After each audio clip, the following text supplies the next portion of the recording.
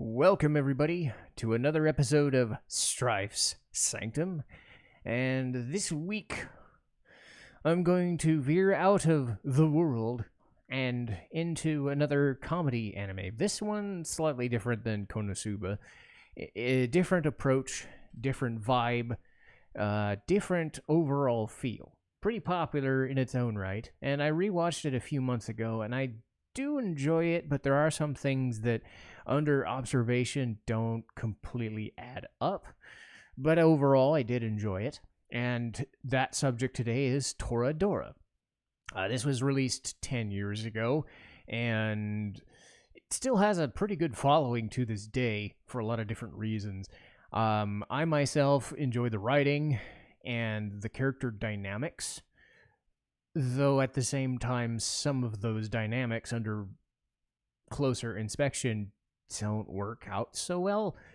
Mostly because I think this show could have stood to be like a 13 episode show, but this was before like 12 episodes became the norm, and everything was as close as it could be pushed to 26. About 10 years ago, I'd say even about 7 or 8, this was still kind of commonplace. It was only a few years ago where things started to become like 12. And it shows after a while just how limited this show is, but I still enjoyed it. But bear that in mind that I do have some negatives, and I don't think this is going to be all that long of a review too, so that will be as well. But we'll start with the characters, and luckily for us, there aren't all that many. The show really only focuses on about 6 to 7 of them, and let's be honest, 5 of them.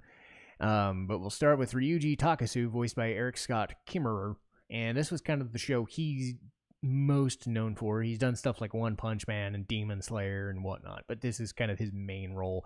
And Ryuji is not well off in the sense of like well living and well meaning. He lives in a poor single parent household, but he kind of was forced to kind of take care of himself and do his own thing. And because of that, he's hypersensitive to like cleaning, and he's average in school and whatnot, but he's well-to-do and well-meaning in most cases. And unfortunately, he has the whole thing where he looks like a mean guy, just because he was drawn to have weird eyes and everybody else was drawn to have the big bulging anime eyes. He was drawn to have the very squinty, like I'm a Yakuza dude look, because his dad supposedly was one. But again, he's kind of the well-meaning idiot, but he doesn't come off as a complete moron either, which is helpful, because a lot of these shows, this is a harem in name only, so bear that in mind. It's more of a romance rather than a harem show, but it's got that same vibe to it. It's slice of life shit. Most of the time, those people come across as complete dimwits or stupid, but they're well-meaning. This guy at least doesn't come off as somebody who's a doormat, which is unfortunate because he runs up against the person who will make him and force him to be a doormat. And the other main character is Taiga Aisaka, voiced by Cassandra Lee Morris. And when I say she turns him into a doormat, she does it literally. She is crude, she is annoying, she's an absolute bitch, she's short as shit, but she takes no shit from others. The term tsundere is basically her to a T, amped up to a million, and the whole point of this show is how the fuck these two got together, I suppose. Because cheaters never prosper, I suppose, but they never banked on this being the premise of the show. But anyway, think of Taiga Aisaka as the person that everyone in the entire school knows is this complete bitch. Nobody likes her, nobody wants to like her, nobody wants to know her, and apparently she likes it that way. She's well-meaning, but she doesn't like her parents, so she lives in a fucking crazy-ass apartment but doesn't clean or cook or do any of this shit. And as much as I like her, and as well as she's written, oh my god. You kind of probably already guessed where my issues with the show lie, but anyway, we'll get to the rest of the cast first. One of the best characters in the show is Minori Kushieda, I almost said Minori because that's her nickname, but Minori Kushieda, voiced by Christine Marie Cabanos, she was Madoka from Madoka Magica and Shiho from Persona 5 and stuff like that. But she is like the best character in everything. She's got endless energy. She's got sports background, so that's awesome. She's a great softball player because women play softball. I guess, I don't know, it's sexist, but what do I know? But she's probably better than most guys at it. She has an endless motor. She's endlessly positive, even if it's sometimes a front, just to keep herself sane. But my God, is she just a ball of energy. You need characters like that because, again, the main two characters aren't really... They're energetic in their own way, but they're not like the life of the party. Kushieda is the life of the party, and it's just lovely whenever she's on screen because she makes up for a lot of the problems that the show can have. Yusuke Kitamura, voiced by Johnny Young Bosch, is there. He's the good guy. He's the straight man. He's the plank of wood. He's the well-to-do friend. He has very minimal points to being there, and yet he's awesome. But not in the, oh my God, he's the life of the party like Kushieda, but at least he's not stupid. The least I could say about Kitamura is he's not, like, nondescript. He at least knows when people are being stupid and at least tries not to be. But he doesn't. He recedes into the background and doesn't really cause a scene. He's inoffensive, which is fair because 4 other characters in the show are basically bastions of character amongst themselves.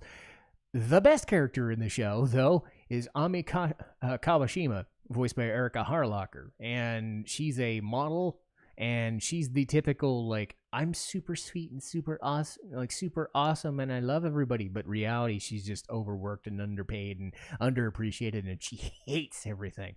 So she's a manipulative bitch. And that drives Taiga crazy because she doesn't like manipulative bitches because she's a bitch herself. So they catfight all amongst each other all the time, which is the best part of this show, is them beating the shit out of each other, or basically catwalling. But Ami is the best character in the show, and I'm probably not alone in saying that, because Taiga's a bitch, and I don't like her, so Ami is less of a bitch. She's more manipulative, but she's less just outwardly stupid and annoying about it. So there are brownie points about it. You could be a manipulative psycho all you want, but at least if you have some sense of self, that helps a little bit. So there are your main 5 characters. There are other people here and there, mostly Ryuji's mother, but really this show is about these 5 people doing their thing, and their plot is a slice of life plot. What sets this apart is Ryuji and Taiga are trying to basically become each other's wingmen or wing women to get Minorin or Kitamura. That's basically it. So Ryuji wants Minori, Taiga wants fucking Yusuke, and Kitamura. So I'll just use their last names because that's usually where they go. So yeah, Ryuji and Taiga want Kushieda and Kitamura, but they are friends with each other, so they're each other's wingmen, and they do their thing. So it's a weird thing where, like, they get together just by circumstance, and the first few episodes are just them kind of working through, like, why the fuck these two would be together, because, again, Taiga is an absolute tsundere bitch of mammoth proportions, and everybody knows it. Ryuji's sort of nice, but will not take her bullshit, and yet for some reason does. Don't ask me why. Once they start introducing Ami to the mix, you start getting a little bit more like catwalling and like rivalry shit between those two, because Ami is the girl that everybody likes, but Taiga is the bitch that doesn't take any crap. So the first season is just them kind of getting together, and those 5 characters kind of working off each other. There's a subplot where you can start to tell that the whole thing is starting to be a romance show, and what it ends up being is a romance show. There are some things in the second part of the show with like family issues. Ryuji is dealing with a single parent, a mom who has to live a nightlife to support her child, because apparently her dad just had sex and then just ran away. Obviously, it could be a Yakuza dude, who knows, but this guy just has to take care of himself and take care of her mother, but they both have to. There's also a subplot where Taiga hates her parents, but they want her to go home, or she just wants to rebel and live her own life. But as we've seen, Taiga cannot really do much of anything on her own and relies on Ryuji to do anything. But she bitches him out every chance she gets, calling him a fucking mutt or a dog or a bitch. Have I sworn enough in this episode? I might have sworn enough. I don't know.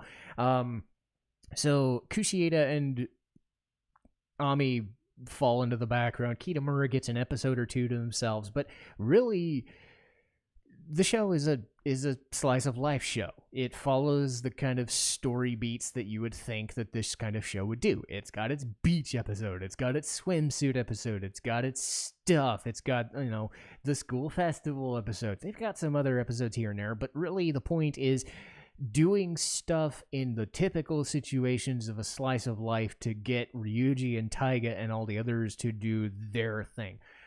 To be fair, it is well written, and I will start with the positive source. Like I said, this is going to be a very short review, just because, again, there's not a whole lot of plot or characters to dig into, because if you've seen the show, you've probably seen 1,000 of them. What works in this case is the characters themselves work off themselves very well.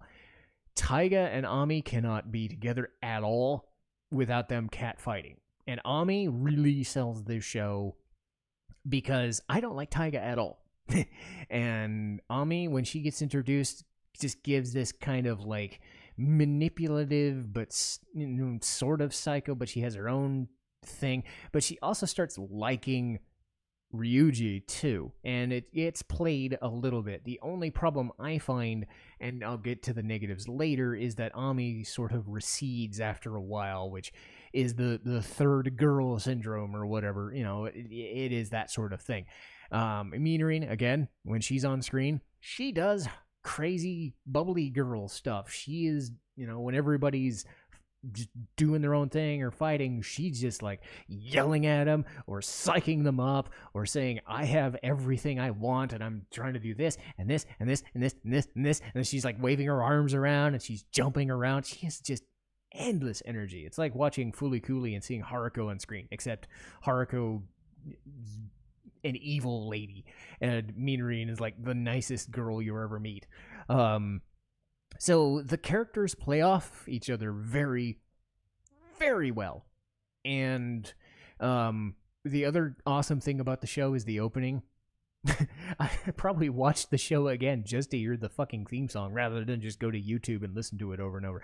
And then when I was starting to get issues with the show, I was just nope, I'll hear that theme and I'll be right back into it. I swear to God. So again, the characters work great. The character dynamics. There are lots of shows that rise or fall based on how well they're written. And to be fair, this is one of the better written shows. Their dialogue comes off as natural and catty and, doesn't seem very stiff by slice of life standards. It's very story driven, simple story stuff that is there, but the typical stuff works because these characters work and the actors themselves do a good job of elevating the material they're given, which is very basic. It's very basic shit. And it's not something that's going to reinvent the wheel, but when you have good enough characters, you kind of ignore that. What I will say, despite the fact that it is a slice of life show, it kind of falls into that harem trap, but it's not really a harem. You watch the opening theme and the opening video and you know right away what the fucking show is going to be. You already know that Ami's not going to get there. You already know that Minarine is too busy living her own life that it's kind of maybe. There's this thing where Minori and Ami kind of forget to even try and distance themselves from the situation, and then it eventually just becomes Ryuji and Taiga. And if you like those two, great. I like them as characters. What I do not like, and one of my main issues with the show, and I'll see if I can describe this well, is I don't like them as a couple. I don't like them as people that would get together for any reason other than this show demanded it, so we wrote it that way. Because again, Ryuji comes across as a nice enough guy and probably have his pick of any girl he would want, and eventually, well, Ami starts to like him. When a girl like that says, hey, I kind of like you because you don't take any bullshit, you want Taiga instead? Ami's great, Taiga's not, and I'm just kind of... Here's where I'm going with it. Taiga, when she's introduced, lives in a massive apartment that is filled to the brim with garbage.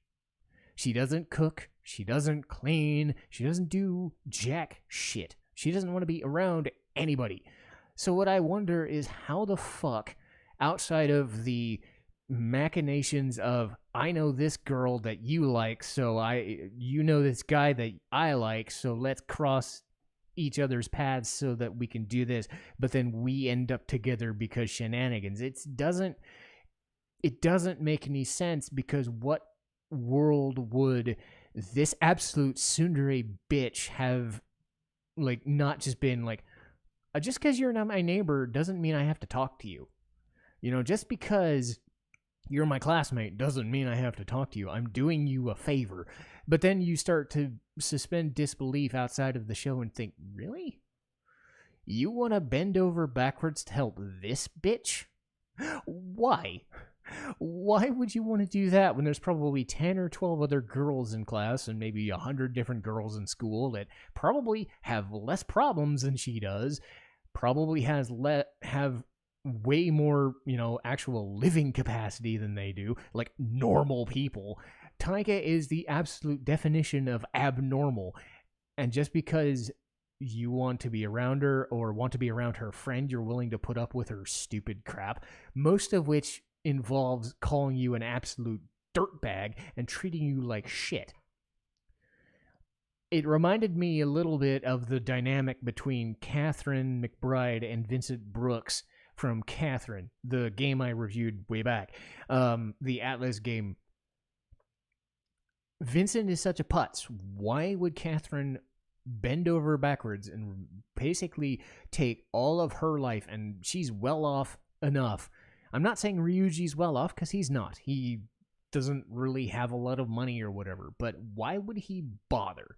That's my question, and that's really out of the context of the narrative of the show, is why he himself would bother to live around this person. Am I saying she's the worst character? No.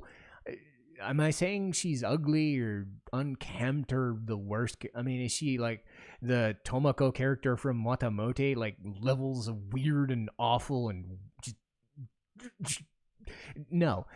I cringed thinking about it. But again, there's no real way to kind of suspend disbelief other than the fact that, hey, you're watching an anime, this is what we wrote, this is what the narrative implies. I just think even though like opposites attract and love happens to anywhere, there are some bridges that don't seem to cross very well. And again, that's why I sit there and think, well, Ami's right there, and she has about 2 or 3 levels less annoying than Taiga is, even though she herself has massive issues and doesn't come across as the nicest lady herself. Honestly, I would have picked Ami 10 times out of 10 rather than dealing with Isaka just for the chance of dealing with my dream girl. It's like, talk with your dream girl. Talk to Minori. She's there. You could talk to her. You don't need to deal with Isaka to do it, other than be friends. You're bending over backwards. These two people are bending over backwards like magnets that don't really attract, and yet the show tends to tell you that they do. As characters, they work, but as a couple in like outside of the narrative, I don't know if it's making sense, but I'm trying to make the most sense of it. And I guess that's where I will leave it. The show really hinges on whether you like these two characters and are willing to put up with the weirdness that their situation puts themselves in. I personally didn't. I liked it, but I also felt that the show went a bit way too long for its own sake. Yeah, it had some stuff in it, but it's not anything that you can't see anywhere else, and I've probably seen better, but you've probably seen hundreds of shows like this. It's a harem show in name only, and it pulls the stupid harem tricks that always happen. The Three's Company, like, I was here, but I was with this girl, and now I'm suddenly with this, that sort of thing, which is fine. It's well written enough that you can get past some of the cliche and some of the dumb. I personally think Ryuji and Taiga are better suited for other people in the show and really don't work as a couple. When the entire show hinges on that specific thing, when I'm thinking outside of the box and thinking outside of the narrative to tell you that I'm not really feeling it, it's a weird disconnect. Because for all intents and purposes, the show works as intended. But I'm also not reconciling my feelings that these two people in a real situation wouldn't stand anywhere close to each other. They would be throwing shit across the classroom and getting caught, and then they wouldn't even see each other at all. So, again, maybe that's just me thinking that way. And, again, Toradora is enjoyable. I don't hate it. I like it a lot, actually. And I do think a lot of the things like Minarine or Ami, helped me keep going, because a lot of the situation comedy, while basic, is buoyed by these characters that do work well off each other. And that's what I will say, is if you've never seen it, the characters do work well off each other to a point. So it's still a recommendation from me, and take that for what it's worth, I suppose. But do bear in mind that these characters do kind of try not to get involved in the love storyline. They try to distance themselves from falling for this guy, which is weird because it's like the anti-harem situation. Like they purposefully try to eliminate themselves from the contention of this romance that they think they have in their heads, just for the sake of the narrative that these two other people work so well that they can't be apart. It's still a weird dynamic. And for what it's worth, I don't hate the show, but again, I don't think I can get over those two as a couple enough for me to just say, this was an absolute hit. This was a 10 out of 10 or something. At most, if I was to give it some fucking number or something, an 8 or a 7, it could have done better. It could have had better situations or done less cliched bullshit. But at the end of the day, I still enjoyed it. But that will do it for me today. And let's see. Next week is Metal Gear Solid. Oh, fucking God. That should be fun. I didn't talk a lot of Toradora today, but I sure as fuck will talk a lot about Metal Gear. And after that, Emma, a Victorian romance, speaking of romance shows, but done in a much different way, and much less catty way. And then after that, I believe, is Final Fantasy IV. We're going back into the drawing board of Final Fantasy for the first time in probably 40 episodes or something. And Final Fantasy IV is great. Hopefully I can line up a guest that I've been meaning to have the discussion with, and we can talk about Final Fantasy IV together. If not, I'll set it aside and do a different game when we get to that. But for now, that will do it for me, and I'll see you guys next week. Citizen Strife, signing off.